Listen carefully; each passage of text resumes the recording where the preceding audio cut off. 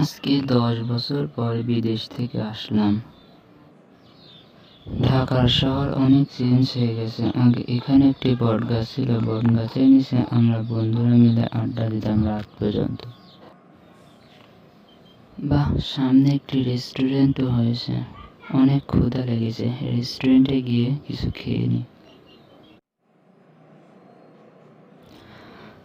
আরে কে এটা? শোভন, বিদেশ থেকে কবে ফিরলি? বিদেশ গিয়ে তো বন্ধুদের কথা ভুলেই গিয়েছিস।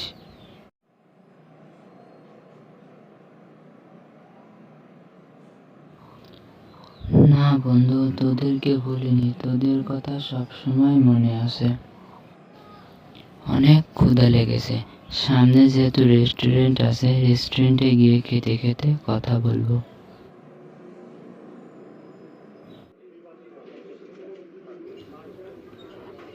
অসাধারণ টেস্ট।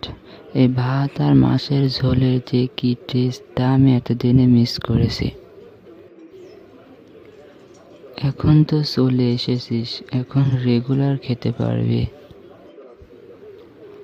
আবার বিদেশ যাবি না দেশেই থেকে যাবি? না, আর বিদেশ যাব না, ভাবছি দেশে একটা ব্যবসা করব। তো বন্ধুরা, ভিডিওটি কেমন লেগেছে কমেন্ট বক্সে কমেন্ট করে জানান পরবর্তী ভিডিওটি পেতে।